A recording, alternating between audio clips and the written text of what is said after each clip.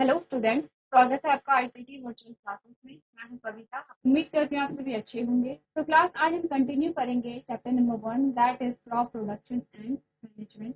यहाँ पे हम बात कर रहे थे, यदि हम किसी फसल को उगा रहे हैं, कोई क्रॉप प्रोडक्शन कर रहे हैं, तो कौन कौन से स्टेप होंगे जो हम वहाँ पे फॉलो करेंगे, जिसमें हमने 2-3 स्टेप कवर कर लिए हैं। आगे के स्टेप जो हैं वो आज हम कवर करेंगे। उससे पहले हम एक रिविजन कर लेंगे।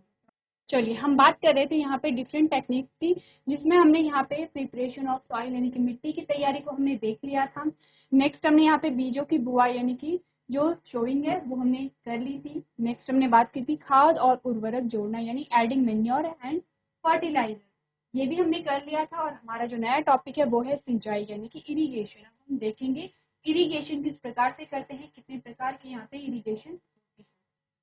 तो उससे पहले हम यहाँ पे जान लेंगे थोड़ा सा मैन्योर और फर्टिलाइजर्स के बारे में। तो हमने कहा था कि यहाँ पे हमने क्या किया, मिट्टी को तैयार किया, उसके बाद हमने वहाँ पे बीजों को बोया।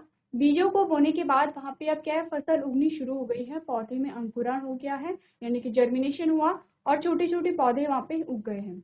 अब क्या होगा, यहाँ पे मैन्योर और जो फर्टिलाइजर्स हैं उन्हें हमने ऐड कर दिया यानी कि खाद और उर्वरक को हमने यहाँ पे खेतों में डालना शुरू कर दिया।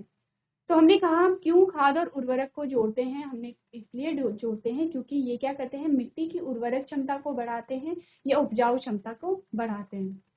अब हमने कहा कि दोनों ही का जब कार्य एक ही है यानी कि खाद और उर्वरक का दोनों का कार्य एक सा है, तो हम दोनों को ही क्यों यहाँ पे यूज कर रहे हैं, क्यों हम एक को ही यूज नहीं कर रहे हैं। तो इसका मतलब दोनों में कोई ना कोई भिन्नता होगी, कुछ ना कुछ डिफरेंस होंगे, जिसके कारण हम दोनों को यहाँ पे यूज कर रहे हैं। तो सेकेंड हमारे पास क्या आया था, यहाँ पे डिफरेंस आया था।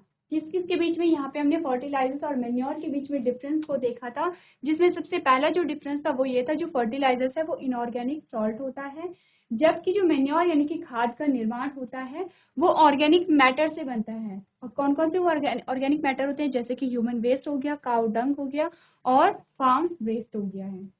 तो हमने कहा था कि जो मैन्योर यानी कि खाद का निर्माण हो रहा है वो जैविक कचरे से हो रहा है, और जैविक कचरे का जब अपघटन होता है अपघटकों के द्वारा, तब वो जो कचरा है वो खाद में परिवर्तित हो जाता है। सेकेंड जो डिफरेंस है वो कह रहा है fertilisers are manufactured in factories, यानी कि जो फर्टिलाइजर्स हैं उनका निर्माण फैक्ट्रीज में होता है, कृत्रिम तरीके से होता है। वही अगर मैन्योर की बात करें तो ये फार्म्स में इनकी प्रिपरेशन होती है और नेचुरल प्रोसेस होती है, क्योंकि खाद का निर्माण कौन कर रहा है, यहाँ पे जैविक घटक कर रहे हैं, जैसे कि सूक्ष्म जीव वहाँ पे हो सकते हैं, वहाँ पे कुछ कृमि हो सकते हैं जो कि यहाँ पे क्या करेंगे, खाद का निर्माण करेंगे। नेक्स्ट जो पॉइंट कहता है वो है fertilisers are added in comparatively small quantities, यानी कि जो फर्टिलाइजर्स हैं वो मैन्योर की तुलना में हम कम उन्हें यूज करते हैं। वहीं अगर हम मैन्योर की बात करें तो हम मैन्योर का ज़्यादा यूज करते हैं, खाद हम ज़्यादा डालते हैं, फर्टिलाइजर्स हम कम डालते हैं। अब इसका रीज़न क्या है, हमने कहा जो मैन्योर होते हैं उनमें जो पोषक तत्व होते हैं वो फर्टिलाइजर्स की तुलना में कम होते हैं, और फर्टिलाइजर्स में जो पोषक तत्वों की मात्रा होती है वो अधिक होती है। इसीलिए क्या होगा, इसीलिए हम फर्टिलाइजर्स को क्या करेंगे, कम डालेंगे, यानी कि जितनी आवश्यकता होगी पौधों को उतना ही हम उन्हें यूज करेंगे। और मैन्योर का क्या होगा, हमें अधिक पोषक तत्वों की आवश्यकता होगी तो हम अधिक खाद को डालेंगे, कम आवश्यकता होगी तो हम कम खाद को डालेंगे। इसका मतलब हमें ये पता चल गया है फर्टिलाइजर्स में जो है पोषक तत्वों की अधिक मात्रा होगी, और जो मैन्योर होंगे उनमें पोषक तत्वों की कम मात्रा होगी। लेकिन तुलना कर रहे हैं, किसकी तुलना, हम मैन्योर की तुलना फर्टिलाइजर से यहाँ पे कर रहे हैं। अब एक बार तो ये स्पष्ट हो गया है। लेकिन हमने ये देखा था fertilisers do not provide humus to the soil, जो फर्टिलाइजर्स होते हैं वो सॉइल को ह्यूमस प्रदान नहीं करते हैं। वहीं अगर हम यहाँ पे मैन्योर की बात करें तो ये सॉइल को ह्यूमस प्रदान करते हैं। तो अब बात कर लेते हैं यहाँ पे कि कौन ज़्यादा बेनिफिशियल है। हमने कहा जो मैन्योर है, जो खाद है, वो ज़्यादा लाभदायक है प्लांट्स के लिए, क्योंकि ये एक तो सबसे पहले इसका निर्माण जैविक कचरे के द्वारा होता है। तो ये क्या करेगा, जो कचरा होता है उसका निपटन करता है, उसका निम्नीकरण होता है, और उसके द्वारा जो खाद प्राप्त होती है वो उससे हमें ह्यूमस प्रदान करता है। अब ह्यूमस क्या करेगा, तो हमने प्रीवियस लेक्चर में पढ़ा था कि ह्यूमस क्या करेगा, जो सैंडी सॉइल होती है यानी कि जो रेतीली मिट्टी होती है उसकी वाटर कैपेसिटी को बढ़ाता है, वाटर होल्डिंग कैपेसिटी को बढ़ाएगा। और जो चिकनी मिट्टी होगी उससे जो एक्स्ट्रा पानी है, एक्स्ट्रा पानी को रिलीज वहाँ पे कर लेगा। तो ये क्या करेगा, वहाँ पे अलग अलग प्रकार की मिट्टी में पौधों को उगाने में मदद करता है। वहीं अगर हम फर्टिलाइजर्स की बात करें तो हमने कहा कि इनका जो निर्माण है वो फैक्ट्री में होता है और केमिकल्स के द्वारा होता है। तो केमिकल्स क्या है, भले ही इनमें पोषक तत्वों की अधिक मात्रा पाई जाती है, लेकिन अगर फ्रीक्वेंटली हम फर्टिलाइजर्स का यूज़ करेंगे तो ये क्या करेंगे, जो मिट्टी में सूक्ष्म जीव होते हैं जो कि क्या है, मिट्टी के लिए लाभदायक हैं, पौधों के लिए लाभदायक हैं, उन्हें धीरे धीरे किल करना शुरू कर देती है, क्योंकि केमिकल्स अपना प्रभाव दिखाते हैं। अब यहाँ पे इन सूक्ष्म जीवों की अगर मृत्यु हो जाती है तो फिर क्या होगा, जो यहाँ पे नाइट्रोजन फिक्सेशन है वो नहीं होगा और अन्य चीज़ें भी यहाँ पे क्या होंगी, उनमें भी अवरोध उत्पन्न होगा।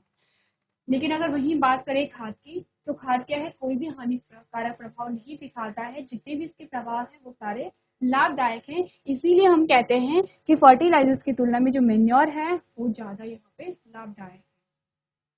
ये बात हम कर चुके थे।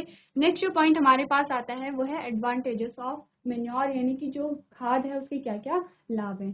तो जैसे कि हम उसके लाभ में पढ़ चुके हैं, आपने देखा कि ये क्या करता है, वाटर होल्डिंग कैपेसिटी को इन्हांस करता है। जैसे कि रेतीली मिट्टी में जो पानी है वो कम पानी ठहरता है, तो जब हम उसमें खाद ऐड करते हैं तो ह्यूमस क्या करेगा, उन खाली स्थानों को भर देगा, जिससे कि जो पानी है वो देर तक उस मिट्टी में ठहर पाएगा। नेक्स्ट हमने क्या कहा, ये क्या करता है, it makes the soil porous due to which exchange of gas become easy. अब ये जो मिट्टी है, मिट्टी के बीच का रिक्त स्थान जब बहुत कम होता है, जिसे हम चिकनी मिट्टी कह रहे थे, तो वहाँ पे जब हम खाद को डालेंगे तो जो ह्यूमस है वो बीच में जगह बना देता है। मिट्टी के पार्टिकल्स के बीच में जब ह्यूमस घुसेगा तो वो बीच में जगह बना देता है, जिससे कि यहाँ पे गैसेस एक्सचेंज अच्छे से होगा, प्लस यहाँ पे क्या होगा, जो अतिरिक्त पानी होगा वो बाहर यहाँ से निकल जाएगा। नेक्स्ट हमने क्या कहा, हमने कहा it increase the number of friendly microbes. अब देखिए ये क्या करता है, माइक्रोब्स के नंबर को बढ़ाता है, उन सूक्ष्म जीवों में वृद्धि करता है जो कि मिट्टी के लिए लाभदायक है। तो किस प्रकार से करेगा, खाद का निर्माण हो रहा है जैविक कचरे से, जैविक कचरे का निम्नीकरण करते हैं अपघटक यानी कि सूक्ष्म जीव। अब सूक्ष्म जीव अपघटन किस प्रकार से करते हैं, ये जो जैविक कचरा है उसे भोजन के रूप में लेंगे और उसका अपघटन करेंगे, यानी भोजन को खाएंगे और धीरे धीरे इस कचरे को यहाँ पे खाद में परिवर्तित कर देते हैं। तो जितना अधिक भोजन होगा उतने अधिक सूक्ष्म जीव यहाँ पे होंगे। इस प्रकार से ये क्या करेगा, सूक्ष्म जीवों की संख्या को यहाँ पे बढ़ाएगा। और लास्ट जो पॉइंट कहता है वो कहता है कि it improve the texture of soil, यानी कि ये सॉइल के टेक्सचर को इम्प्रूव करता है। तो ये क्या थे, कुछ लाभ थे खाद के। चलिए यहाँ तक की बात हम कर चुके थे कि हमने देखा कि उससे पहले मिट्टी की तैयारी, सेकेंड हमने देखा जो बुआई किस प्रकार से करते हैं, तीसरा हमने ये भी देख लिया कि अब हम खाद को वहाँ पे ऐड करेंगे, उर्वरक को हम वहाँ पे ऐड करेंगे। हमने देखा कि खाद और उर्वरक के क्या क्या कार्य होते हैं, दोनों में क्या क्या विभिन्नताएं होती हैं, दोनों में ज़्यादा लाभदायक कौन है और क्या हानिकारक इनमें है। अब हम बात करेंगे यहाँ पे इरिगेशन की, यानी कि सिंचाई की। अब क्या होगा, जब हमने पौधों को खाद भी दे दिया है, पौधे उगना शुरू हो गए, तो पौधों को पानी की आवश्यकता होती है जैसे जैसे वो बढ़ते हैं। तो सबसे पहले जानेंगे इरिगेशन क्या होता है, नेक्स्ट जानेंगे इरिगेशन की क्या क्या विधियाँ होती हैं। तो हम देखेंगे कुछ प्राकृतिक विधियाँ होती हैं और कुछ कृत्रिम विधियाँ होती हैं, क्या क्या ऐसी चीज़ें होती हैं जो कि हम इरिगेशन में यूज़ करते हैं। तो जानते हैं सबसे पहले इरिगेशन के बारे में। आप पढ़ेंगे irrigation means the watering of land to make it ready for agriculture, यानी कि इरिगेशन का मतलब क्या होता है, पौधों को पानी देना जिससे कि वो अपनी वृद्धि कर सके, अपना विकास वो कर सके। क्योंकि आपने पढ़ा है कि पौधों को पानी की आवश्यकता क्यों होती है, तो हम क्लास 6 और 7 से पढ़ते चले आ रहे हैं फोटोसिंथेसिस के बारे में, प्रकाश संश्लेषण के बारे में। क्या हमने बात की थी, हमने बात की थी यहाँ पे 4 चीज़ों की। हमने कहा था जब फोटोसिंथेसिस हो रही है तो यहाँ पे 4 चीज़ों की आवश्यकता होती है। सबसे पहला हमने कहा सूर्य का प्रकाश है,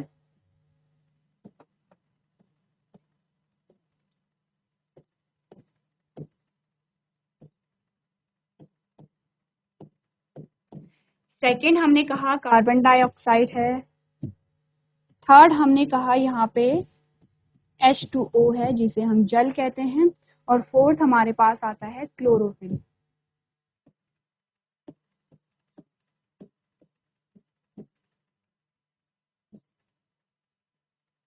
देखिए, अगर फोटोसिंथेसिस की बात की जाए तो आप अच्छे से जानते हैं फोटोसिंथेसिस क्या होती है, क्या महत्व है फोटोसिंथेसिस का प्लांट में। तो फोटोसिंथेसिस क्या होती है? वो प्रक्रिया है जिसके द्वारा जो पेड़ पौधे हैं अपना भोजन बनाते हैं। और ये तो आप सभी लोग जानते हैं कि भोजन हमारे सर्वाइवल के लिए कितना इम्पोर्टेंट है। यानी कोई जीव हो, कोई जंतु हो, कोई यहाँ पे प्लांट हो, हर किसी के सर्वाइवल के लिए यहाँ पे जो प्लांट है वो इम्पोर्टेंट होते हैं। यहाँ पे फूड क्या है? इम्पोर्टेंट होता है। तो क्या होगा जब यहाँ पे जो भोजन बनाते टाइम पेड़ पौधों को कुछ सामग्री की आवश्यकता होती है जिनमें ये चारों ही चीजें शामिल होती हैं। तो इनमें क्या आता है? एक आता है वाटर यानी कि जल। अब यहाँ पे हमने पढ़ा था कि अगर इन चारों चीजों में से एक भी चीज यहाँ पे शामिल नहीं होती है तो क्या होगा? फोटोसिंथेसिस की प्रक्रिया नहीं होगी। और अगर फोटोसिंथेसिस यानी प्रकाश संश्लेषण की प्रक्रिया नहीं हुई तो क्या होगा? पौधों में भोजन का निर्माण नहीं होगा। अगर पौधों को भोजन नहीं मिला तो पौधे जीवित नहीं रह पाएंगे, क्योंकि ये बात हम जानते हैं कि भोजन हमारे लिए कितना इम्पोर्टेंट है। जितना इम्पोर्टेंट हमारे लिए भोजन है उतना ही इम्पोर्टेंट पेड़ पौधों के लिए भी है। तो अगर भोजन का निर्माण नहीं हुआ तो पौधे मर जाएंगे। अगर पौधे मर जाएंगे तो फसल उत्पादित नहीं हो पाएगी। हम फसल उत्पादन के बारे में पढ़ रहे हैं। कोई भी फसल हो सकती है, चाहे आप उसमें गेहूं की फसल कहिए, चाहे आप उसमें धान की फसल कहिए। तो क्या होगा? अगर पौधे नहीं उग पाएंगे तो फसल का जो उत्पादन है वो नहीं होगा। फसल का उत्पादन नहीं हुआ तो क्या होगा? फिर हमें भोजन प्राप्त नहीं होगा। हमें भोजन प्राप्त नहीं हुआ तो हमारी भी मृत्यु हो जाएगी। इसका मतलब हमारा जो जीवन है वो किस पे डिपेंड करता है? किस पे आधारित है? प्लांट्स पे। और प्लांट्स को क्या क्या चाहिए? प्लांट्स को यहाँ पे पानी भी चाहिए। इसीलिए हम क्या करते हैं? सिंचाई करते हैं, इरिगेशन यहाँ पे करते हैं। अब आपको समझ आ रहा होगा कि सिंचाई का क्या महत्व है। तो यही हमने पहली लाइन में अभी तक पढ़ा है। हमने कहा irrigation means the watering of land to make it ready for agriculture. Next हमने क्या बात की है?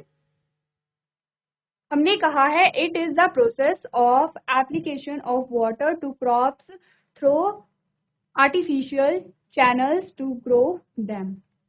अब नेक्स्ट जो पॉइंट कह रहा है वो कह रहा है water is vital for the growth of plants and there can be no plants और crops if they do not have access of water in some form. यही बता रहा है कि अगर पानी नहीं होगा तो कोई भी जो पेड़ पौधे हैं वो नहीं उग पाएंगे। इसीलिए जो पानी है वो इम्पॉर्टेंट है। नेक्स्ट हमने क्या बात की? हमने कहा it is thus crucial to supply water to crop and plants in time as per their need. इसीलिए हमें क्या करना पड़ता है? टाइम टू टाइम हमें पौधों को पानी देना पड़ता है, जिसे हम क्या कह रहे हैं? सिंचाई कहते हैं। नेक्स्ट पॉइंट क्या कहता है? The supply of water to plant come from a various water resources. For example, यानी कि जब हम फसलों को पानी देते हैं, जब हम सिंचाई करते हैं तो अलग अलग हमारे पास सोर्सेस होते हैं जिनके द्वारा हम पौधों को पानी देते हैं। क्या क्या वो सोर्सेस होते हैं? सबसे पहला होता है वेल्स, सेकेंड है पॉन्ड्स, तीसरा है लेक्स और नेक्स्ट है चैनल्स। तो इनके द्वारा हम क्या करते हैं? जो पेड़ पौधे हैं उन्हें पानी देते हैं। तो अब हमने क्या पढ़ा? हमने यही चीज पढ़ी है। हमने पढ़ा है इरिगेशन के बारे में, यानी कि सिंचाई के बारे में। क्या पढ़ा आपने? आपने कहा सिंचाई का अर्थ भूमि को कृषि के लिए तैयार करने के लिए पानी देना है। यही बात हमने कही है। सेकंड पॉइंट हमने क्या कहा? हमने कहा यह उन्हें उगाने के लिए कृत्रिम चैनलों के माध्यम से फसलों को पानी देने की प्रक्रिया है। तो इरिगेशन क्या है? यहाँ पे हम कृत्रिम रूप से पौधों को पानी दे रहे हैं। कृत्रिम रूप से क्यों दे रहे हैं? क्योंकि अगर हम नेचुरल प्रोसेस की बात करें, हमने कहा प्राकृतिक रूप से अगर पौधों को पानी प्राप्त हो रहा है तो किस कैसे होगा? अगर बारिश हो रही है तभी पौधों को प्राकृतिक रूप से पानी प्राप्त हो रहा है। अगर हम यहाँ पे सिंचाई कर रहे हैं तो हम क्या कर रहे हैं? कृत्रिम रूप से पानी दे रहे हैं। तो जैसे कि आपने देखा होगा अगर जंगलों में जो पेड़ होते हैं उन्हें हम पानी नहीं देते हैं, वो क्या होते हैं? उन्हें प्राकृतिक रूप से पानी प्राप्त होता है। जब बारिश होती है तभी वो पानी को एब्जॉर्ब करते हैं, अवशोषित करते हैं। लेकिन अगर यहाँ पे फसल की बात की जाए तो फसल को हमें कृत्रिम रूप से पानी देना पड़ता है, क्योंकि अगर हम टाइम टू टाइम उस पौधे को पानी नहीं देंगे तो उस पौधे की मृत्यु हो जाएगी। और हमें क्या करना है? ये जो फसल होती है कुछ ही महीनों की होती है, 4 से 5 महीनों के अंदर हमें इस फसल को तैयार करना होता है। इसीलिए हमें क्या है? फसल के रखरखाव के लिए उसे पानी देना आवश्यक हो जाता है। नेक्स्ट हमने क्या कहा? हमने कहा पानी पौधे की वृद्धि के लिए महत्वपूर्ण है, ये हम जानते हैं। और कोई भी पौधा या फसल नहीं हो सकता है यदि उसके पास किसी न किसी रूप में पानी नहीं है। यानी कि अगर पौधे को पानी नहीं मिलेगा तो पौधा यहाँ पे नहीं ग्रो कर पाएगा। चलिए, इसके बाद हमने नेक्स्ट क्या बात की थी, हमने कहा इस प्रकार फसलों और पौधों को उनकी आवश्यकता के अनुसार समय पर पानी की आपूर्ति करना महत्वपूर्ण हो जाता है। ये बात क्लियर है। नेक्स्ट हमने कहा पौधों को पानी की आपूर्ति विभिन्न जल संसाधनों से होती है। उदाहरण के लिए हम कुओं द्वारा जो फसल है उसे पानी देते हैं, तालाबों के द्वारा देते हैं, झील से हम पानी लेते हैं और नहरों से हम यहाँ से पानी लेते हैं।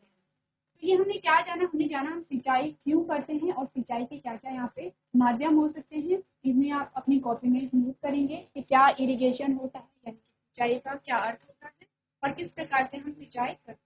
चलिए, इसके बाद अब हम बात करते हैं इरिगेशन यानी कि सिंचाई के क्या क्या टाइप्स हैं। हमारे पास अलग अलग टाइप्स आते हैं, तो देख लेते हैं हमारे पास कौन कौन से टाइप हैं, कौन कौन से मेथड होंगे। सबसे पहला होगा traditional method of irrigation. Traditional method यानी कि सिंचाई के पारंपरिक तरीके। सेकेंड होगा मॉडर्न मेथड्स ऑफ इरिगेशन यानी कि सिंचाई के आधुनिक तरीके। अभी तक हमने सिर्फ ये बात की है, हमने कहा है सिंचाई के बारे में। अब आपको ये ध्यान रखना है कि सिंचाई कौन सा पॉइंट है। आपको ये भी ध्यान रखना है कि हमारा जो टॉपिक है वो कौन सा टॉपिक चल रहा है। हम बात कर रहे हैं यहाँ पे कि जब हम किसी फसल को उगाते हैं तो कौन कौन से स्टेप हमारे पास आते हैं, वो क्या क्या चीज़ें होती हैं, वो क्या क्या प्रक्रियाएं होती हैं जो कि हम जब किसी फसल को उगा रहे होते हैं तो हमें ध्यान देने की आवश्यकता है। पहला पॉइंट है मिट्टी की तैयारी, दूसरा है जब हम बुआई करते हैं, और चौथा हमारे पास यहाँ पे आता है इरिगेशन यानी कि सिंचाई। तो हमारा चौथा पॉइंट चल रहा है, हम देख रहे हैं कि किस प्रकार से यहाँ पे फसलों का उत्पादन किया जाता है, फसलों को ग्रो कराया जाता है। तो हमने क्या कहा, सिंचाई क्या होती है। सिंपली जब आप किसी भी पौधे को पानी दे रहे हैं तो उसे सिंचाई कहते हैं। तो सिंचाई दो प्रकार से हो सकती है। एक तो प्राकृतिक रूप से सिंचाई हो रही है जब वर्षा होती है। फिर हमने कहा कि जब हम कृत्रिम रूप से सिंचाई करते हैं, जब हम पौधों को पानी देते हैं, उसे हम क्या कहते हैं, कृत्रिम सिंचाई कहते हैं। अब सिंचाई के दो अलग अलग तरीके हमारे पास आए हैं। पहला है यहाँ पे ट्रेडिशनल मेथड यानी कि सिंचाई के पारंपरिक तरीके। तो पारंपरिक तरीकों से क्या मतलब यहाँ पे होगा, वो तरीके जो कि बहुत पुराने टाइम से चले आ रहे हैं। देखेंगे उन तरीकों में कौन कौन से तरीके हैं जिनमें क्या होता है, हम पुराने तरीकों से सिंचाई करते हैं। नेक्स्ट हमारे पे आएगा सिंचाई के आधुनिक तरीके, यानी कि जो मॉडर्न टेक्निक है, मॉडर्न टेक्निक में कौन कौन सी जो सिंचाई की विधियां आती हैं। तो अगर हम पारंपरिक सिंचाई को देखें तो पारंपरिक सिंचाई में जैसे कि आप अपने घरों में करते हैं, आप पाइप लगा लेते हैं, तो पाइप के माध्यम से आप क्या करेंगे, वहाँ पे सिंचाई करेंगे। या फिर आपने देखा होगा नहरों के माध्यम से भी यहाँ पे सिंचाई हो जाती है। ये हमारे कुछ पारंपरिक तरीके हैं। इम्पॉर्टेंट क्या है, यहाँ पे आपकी बुक में दिया गया है, यहाँ पे सिंचाई के जो आधुनिक टेक्निक है, जो आधुनिक तरीके हैं, किस प्रकार से हम यहाँ पे सिंचाई करते हैं। तो नेक्स्ट हमारा टॉपिक होगा वो यहाँ पे है स्प्रिंकलर सिस्टम यानी कि फव्वारा प्रणाली। अब ये जो टेक्निक है, ये कौन सी टेक्निक आपको बताई जा रही है, ये है मॉडर्न टेक्निक। हमने कहा कि जो पारंपरिक तरीके से जब सिंचाई होती थी, या तो पाइप के माध्यम से कर देते थे या फिर नहरों के माध्यम से पानी को पहुंचाया जाता था एक स्थान से दूसरे स्थान, या फिर एक खेत से दूसरे खेत में।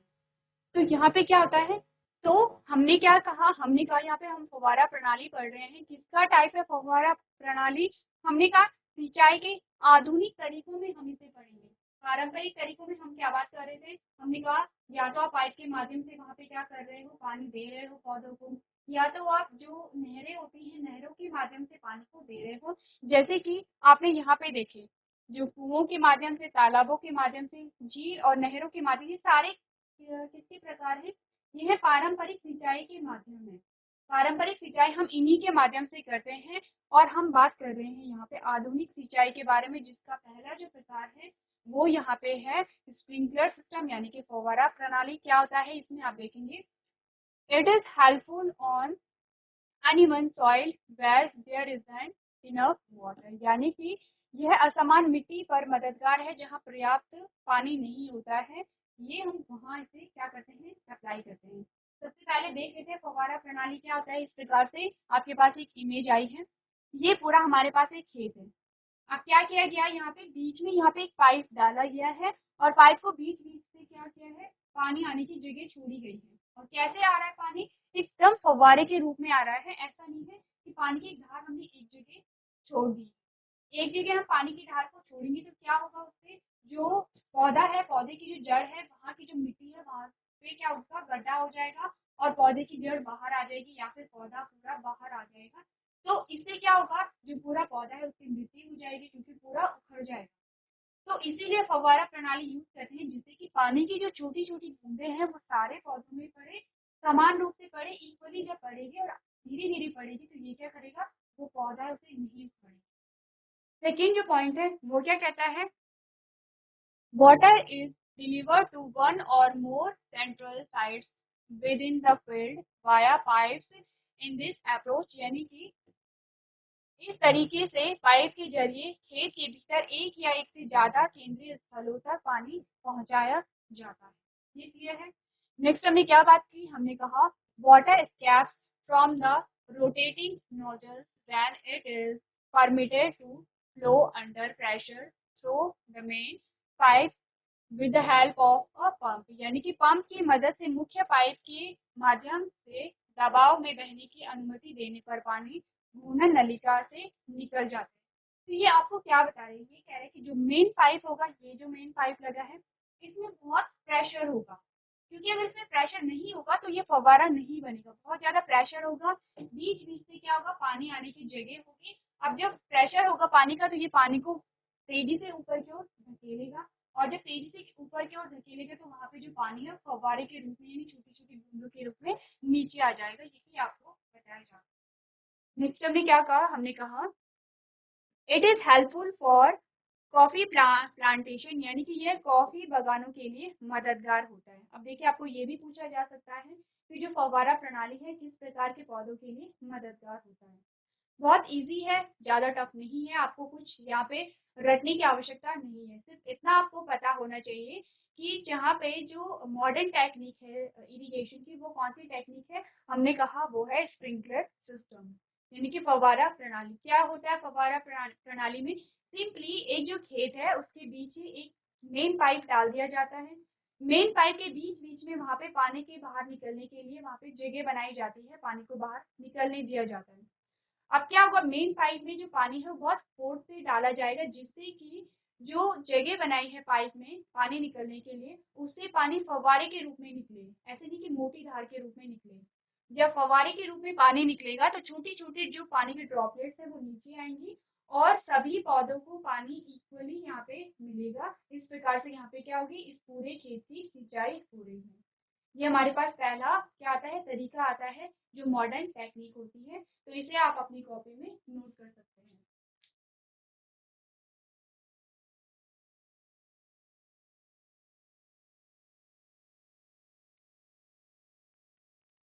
चलिए अब इसके बाद हमारे पास जो सेकंड टाइप आता है यहाँ पे मॉडर्न टेक्निक का, वो है ड्रिप इरिगेशन,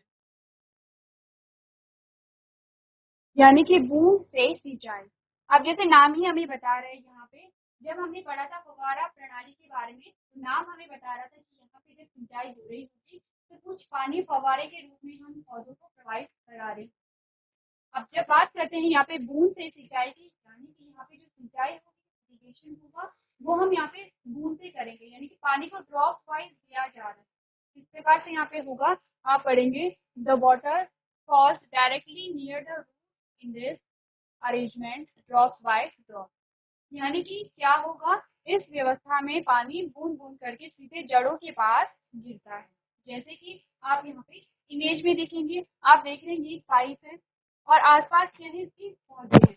अब यहाँ पे क्या है, पानी के रिसने की जगह बनाई गई है और ये जो पानी रिसेगा ये कहाँ पे रिस रहा है, पौधों की जड़ों में डायरेक्ट यहाँ पे पानी आ रहा है। इस प्रकार से यहाँ पे क्या हो रही है, सिंचाई हो रही है। तो क्या होगा, पानी वेस्ट नहीं होगा, सीधे पौधे की जड़ में जब पानी जा रहा है तो जितने पानी की आवश्यकता पौधे को है वो पूरा का पूरा पानी वहाँ पे मिलेगा। तो इससे क्या फायदा होगा कि पानी की बचत होगी और पौधों को पानी भी यहाँ पे मिल जाएगा।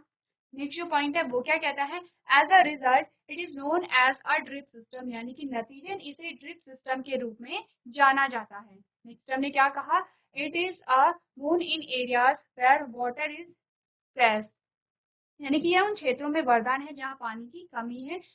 तो हमें यहाँ पे क्या करना है, सिंचाई भी करनी है, हमें पानी की बचत भी करनी है, क्योंकि ये उन एरिया में अप्लाई होता है जहाँ पे पानी की बहुत कमी होती है। नेक्स्ट हमने क्या देखा, it is the best technique for watering fruit plant trees and garden, यानी कि यह फलों के पौधे पेड़ों और बगीचों को सींचने की सबसे अच्छी तकनीक है।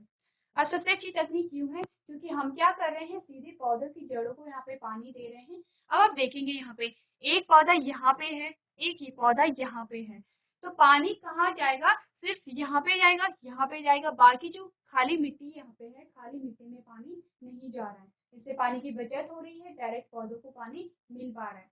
तो ये हमारे पास ये दो विधियां थी जिसमें हमने क्या देखा, जो मॉडर्न टेक्निक के द्वारा किस प्रकार से यहाँ पे सिंचाई की जाती है।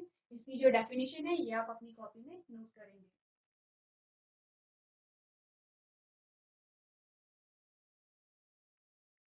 तो क्लास आज हमने जाना है इरिगेशन के बारे में और इरिगेशन के टाइप्स के बारे में। तो आज के सेशन में हम इतना ही करेंगे। अभी तक क्लास में बने रहने के लिए आपका धन्यवाद।